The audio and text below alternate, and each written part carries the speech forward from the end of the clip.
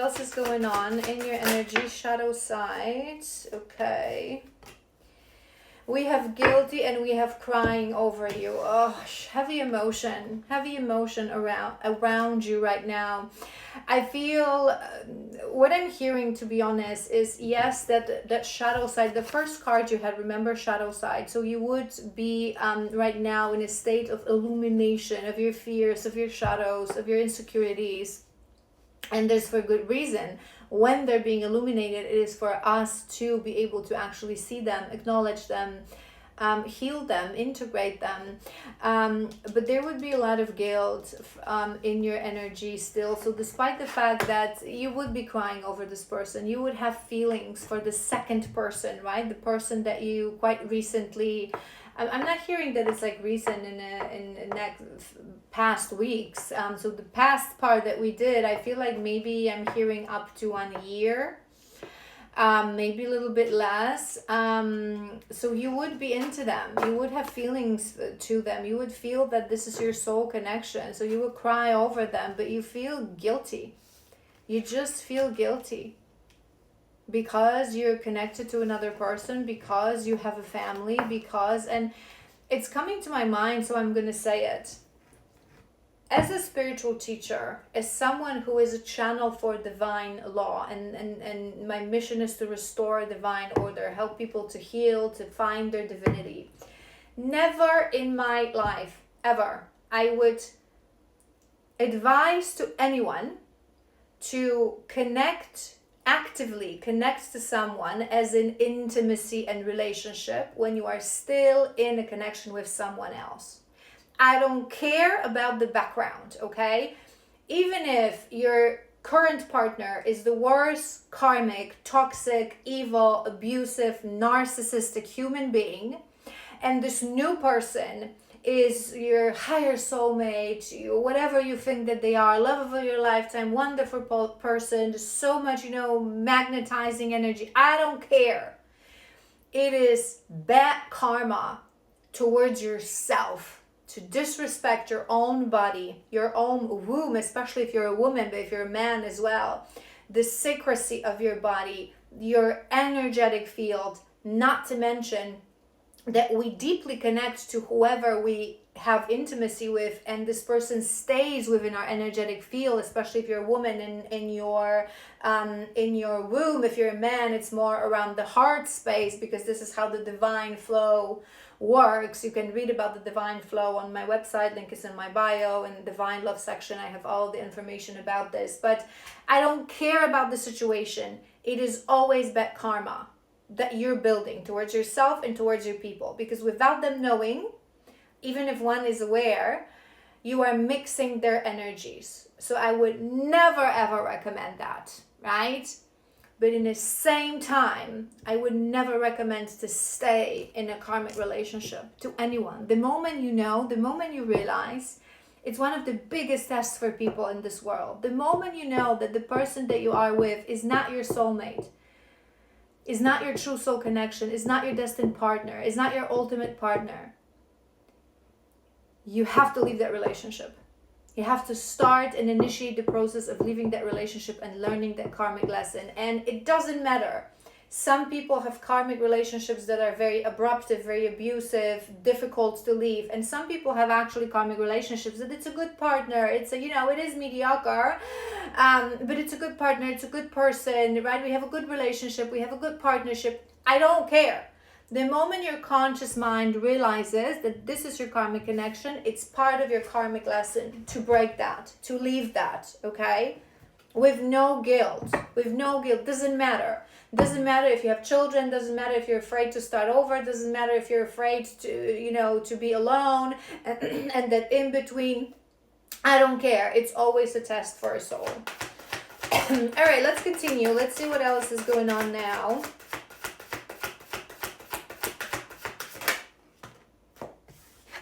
We have a runner. Let's confirm. Let's do one more.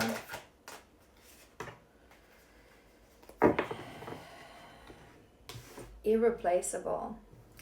I feel this energy is around this new person, but to be honest, I feel like you are feeling that I don't want to run anymore. So you would be maybe in this moment of a breakthrough. Like you would, maybe you're realizing everything that I say. I'm crying over this person.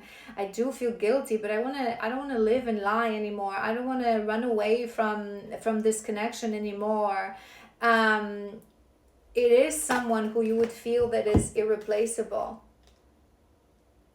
Love that can never be matched, right? Something different, something irreplaceable. But I feel that when it comes to that reciprocity, I don't think you're sure whether this person actually reciprocates, whether this person actually. And in reality, you know, when we are in those situations that one person is not available, one person is not single, we can never know, because there are many people. It's coming to my mind, so it may be for a reason. Sometimes people connect to others that are in a relationship, that are married, that are in partnership, because deep down they know that they're not looking for a serious relationship. And this is the moment when you leave your partner for this person and this person runs away, because suddenly it's real. Suddenly, right? It's not just a flirtation, it's not just messaging, it's not just whatever is it that you're doing and however you're connecting. So maybe this is your concern. Is it actually reciprocated? Is it actually something that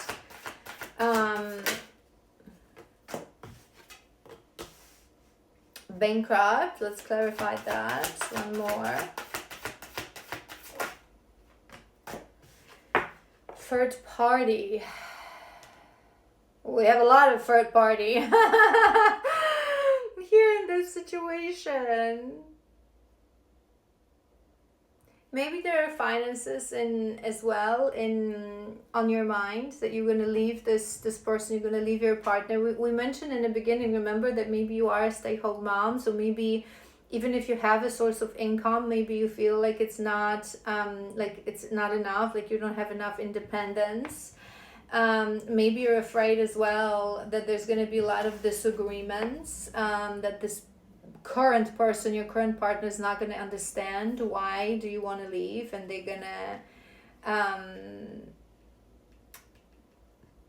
they're not going to be able to have like a mature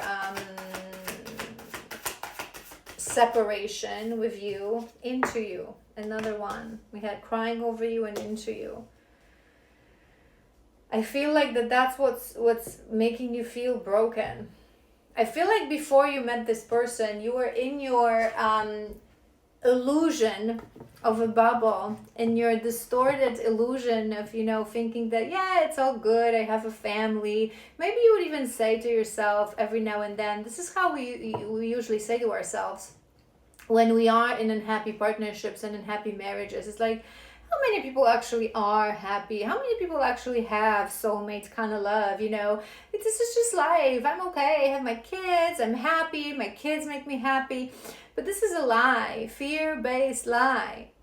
We all have higher, most aligned higher soulmate on our highest timeline. It's just that not many people get there. Why? Because it requires courage. It requires hard work. It's not something that just happens. And even for people that, they met their soulmate when they were young without knowing anything about these energy things, it still requires a lot of work to be together. The fact that someone is your soulmate or true soul connection, partnership is always a challenging thing. One more. Sabotage. I mess up the good things in my life. Maybe you feel that way. Maybe you feel that way. Maybe you start to, understand that there are certain things in life that you would want, but you yourself are the blocker because you are a little broken. You sabotage these things that are good things subconsciously. Too busy winning. And that reunion again. You know what I'm actually hearing? That's weird. That's very weird. I'm actually hearing that it may be for some of you that you only saw this person one time. Maybe it actually was some sort of a reunion, like a school reunion, like a high school reunion, that you don't actually see them a lot. Maybe you stayed in touch, so maybe you talk over the phone, over message. Maybe it's also because of the lifestyle that they have, like the busy winning thing. It just came to my mind as well. It may be a detail just for a few of you, that maybe there actually are someone who is a professional athlete. I'm on the fence. I want to do like two more.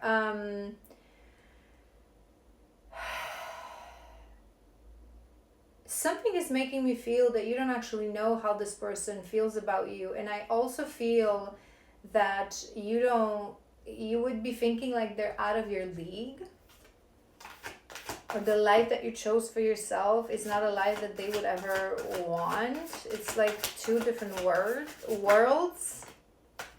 And again, we have uninterested. Look how thick this deck is and how many cards we pulled. Same cards. We have shadow side, we have broken, and now we have uninterested. Maybe there's been some, because I pulled this talking, right? And I don't really, I'm not sure, but maybe that there's been some gossip around, that people saw you like, reconnecting, and there's a reason that, silly friends came to my mind as well. But I feel that you still think that this person is not interested. It's like you come back to each other, you talk, but you're not sure whether they actually want something, right, for the future, or they just, maybe nostalgic about the past, things that you have, things that you share, so they're entertaining the conversation, right? It's like you cannot believe that it would be possible that they would actually be interested in you, and this is maybe why you're not taking any action. But here's the thing in life, and I've mentioned this before, so it may be a relevant and important thing. Many people, unfortunately, operate in life the way I described to you. I hold something in my hand. I'm not going to let that go until I know that I already have another option. So those are those kind of people that they don't leave a relationship, okay? Even though they know that it's already unhappy and karmic, and right? Until they have someone, even if this person is not a true soul connection, right? But someone, because it's like they cannot be in between. They cannot be on their own. It's such a low point of self-esteem. It's such a lack of worthiness. It's such a, right? Such a lack of trust as well in yourself and your abilities to build your life for yourself. And it's similar as well with, with anything in life, and friends and jobs, right? It's like, and I highlight this to you guys always, energetically speaking, when we talk about alignment, when we want to pull into our orbit things that are destined, good, abundance, love, aligned things for us, we have to show to the universe that we're ready. We have to make space first. This is the declutter process that I talk about so often. So you're not supposed to, if this is a true soul connection, you're not supposed to leave your current karmic partner because this person loves you and they're gonna take you, right? You're supposed to leave them because you know that this is a karmic. Even if this person is not someone that you're going to have a relationship with, who knows? Maybe they're just a karmic catalyst. Maybe they're just the moment of pivots to give you that illumination of a shadow, right? Maybe you're not supposed to know whether they're interested or not. And one more we have, dishonesty. There is a bit of a, to be honest, I'm not sensing, again, I don't want to say, maybe we'll check in with this collective next week. We'll do another reading. We'll tap into this person's energy. But for now, I'm not sensing the most brightest and lightest energy. There may be still a little bit of that this person is, I don't know why I'm hearing a bit of a man-child. Maybe it is true, maybe if they have this completely different lifestyle, maybe there's a reason for it. Maybe this is something that they choose. And again, it doesn't mean that they don't have feelings for you. It's what I mentioned before. It's what I mentioned before, but you have moving on at the bottom of the deck. It's time to move on from things that are not serving. And sometimes, in stories of alignment, as I work with people, sometimes this is a classic situation of people who are stuck in karmic situation. And then there's something that arrives that we call a karmic catalyst. That is your motivation, is your point of awakening to believe again in life, in love, in destiny, in yourself, and leave that karmic life. Abandon that karmic life that is no longer serving, right?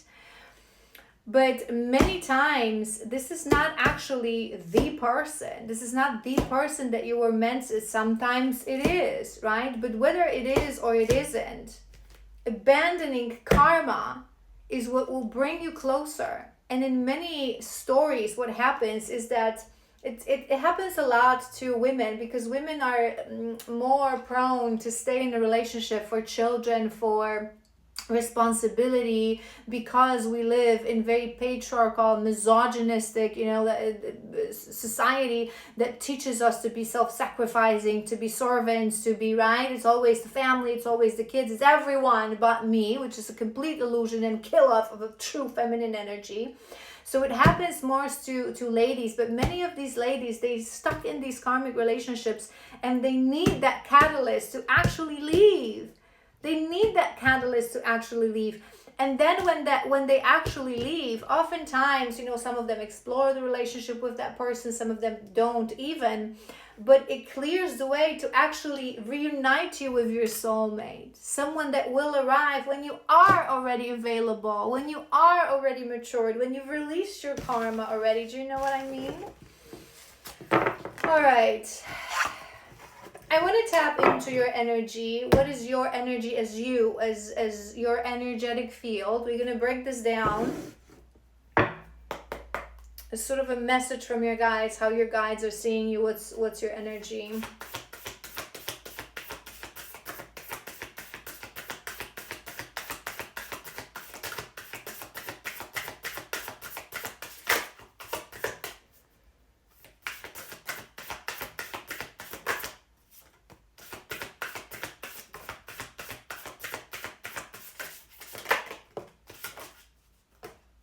One more. I don't want this one. One more. Okay, that's interesting. That's interesting. That's interesting. I feel it's coming to my mind, maybe your Scorpio Virgo was coming through as well before, but these things can, be details. They don't necessarily have to resonate for all. I feel like you are right now in a moment of your life when you are realizing how much you are suppressed, how much you are living in a life that you've been telling to yourself and convincing yourself that this is a happy life because I have a good life. Again, I also done a video about gratitude yesterday, and I think this is going to resonate as well. It's funny, it's like those two channeled messages that I've recently done about mother wound, father wound, and gratitude will resonate beautifully, I feel, with this collective.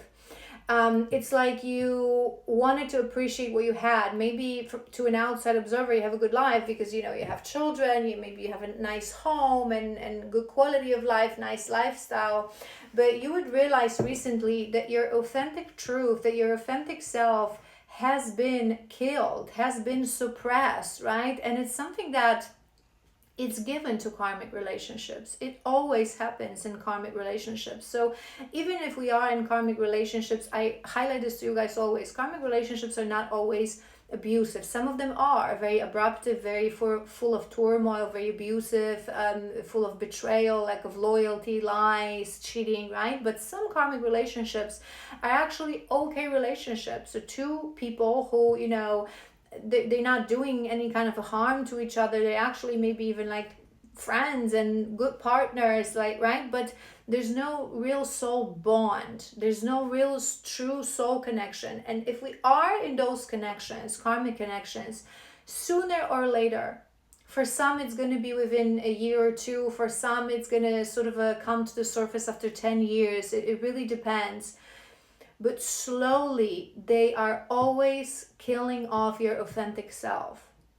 And there is no one here to blame, because this person is killing off your authentic you, but you as well are killing off your authentic self, their authentic self, because in reality, when we are in a true soul connection, when we have that soul to soul kind of a bond, we are each other best friends. We are each other greatest, fans and advocates, and we cheer for each other. We hold space for each other to blossom, to grow. We illuminate each other's light. We grow together. It's something that it's a person that you can say anything to, right?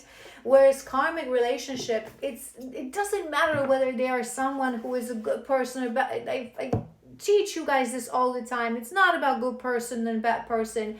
It's just about that they vibrate on a different frequency. So slowly they are killing off your authentic you with little things. It may be that you are in the evening at home, you're cooking together, seems like everything is fine, and you say something to them that was on your mind, or you heard something that interests you, like some sort of a passion was ignited within you, right? Or intuitive thought, and you share that with them. They look at you like you're crazy.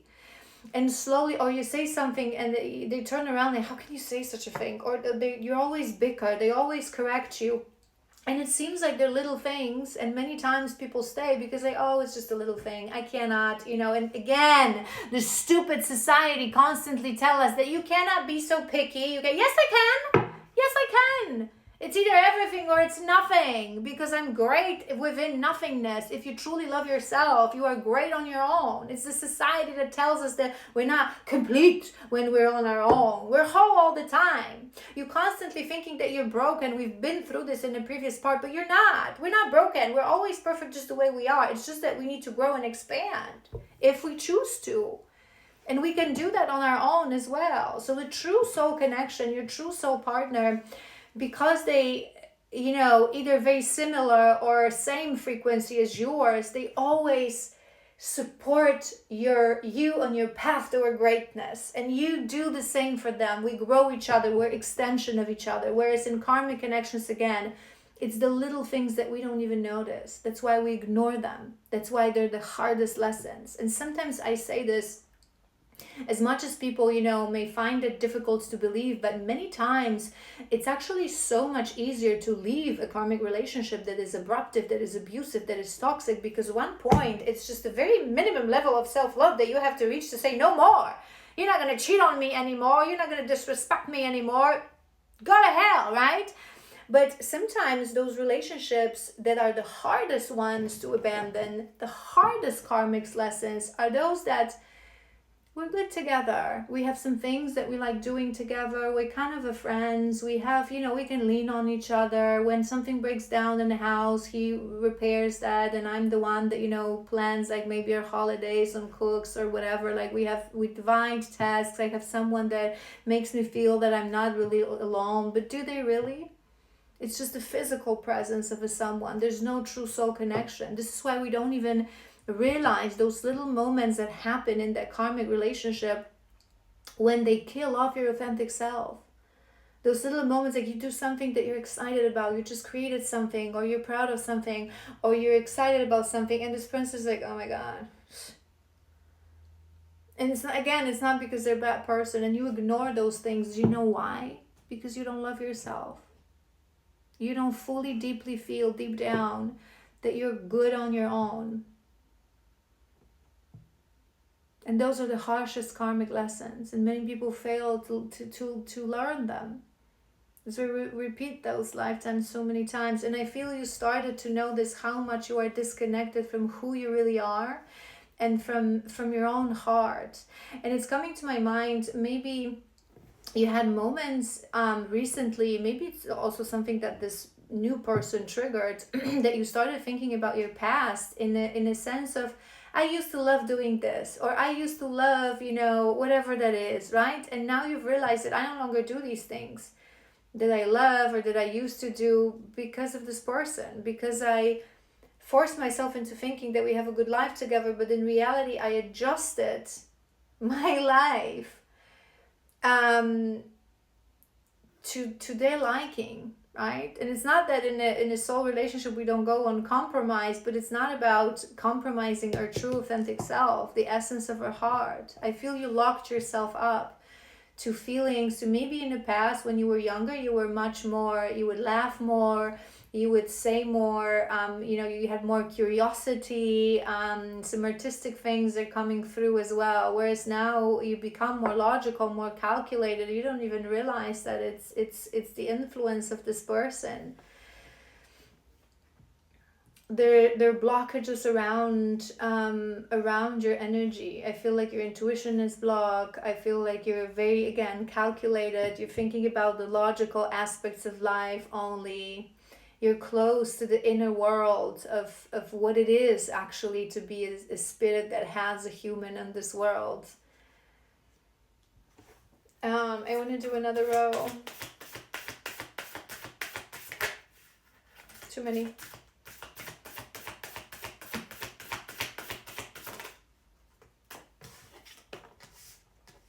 Yeah. I feel like you're not seeing, you did not see the signs. Maybe you're slowly awakening to it now.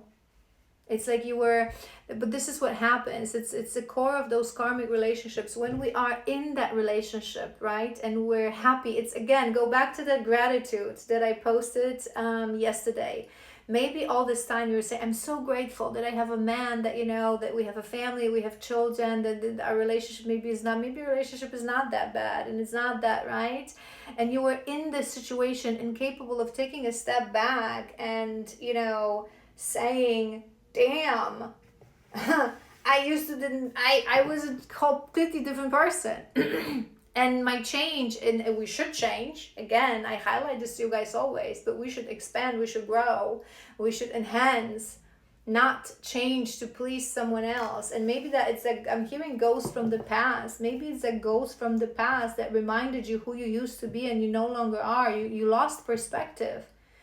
Maybe you actually remember, I was hearing it, but maybe it actually was some sort of a reunion, or you met more than just this one person from your past that gave you that glimpse and that remembrance.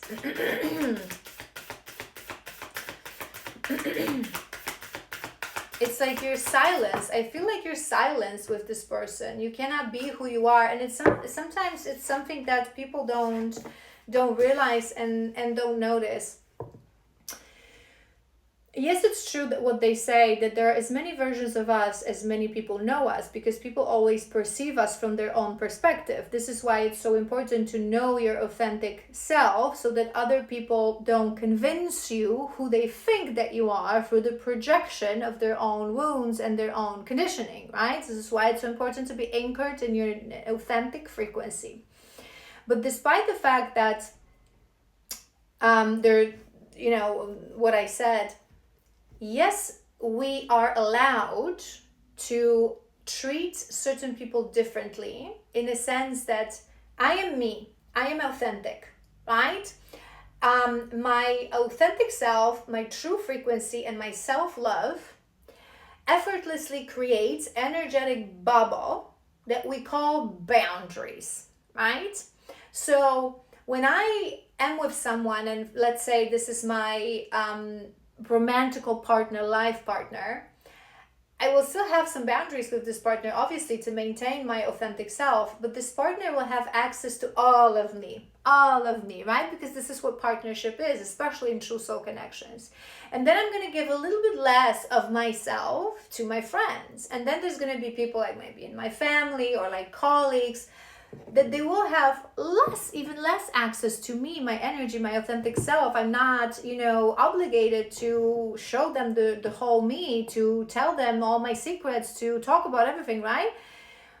But when we are really authentic and when we really love ourselves, it's just the level of access that we allow, right? It's just how much we open to a specific person. But what we open is still our authentic self, right? Now, what people often misunderstand and confuse with what I just described is when you are showing up as a completely different person with different people. And I always say, observe this, right? So of course, you are allowed to be with someone that, okay, this is not such a close friend, so I'm not going to tell them about certain things that I was recently thinking and contemplating on, certain shadows, and then you're going to have another friend that you're going to fully open up with. But you always have to ask yourself, is it just this boundary coming from a self-love? Or there are people in my life that I show up completely differently.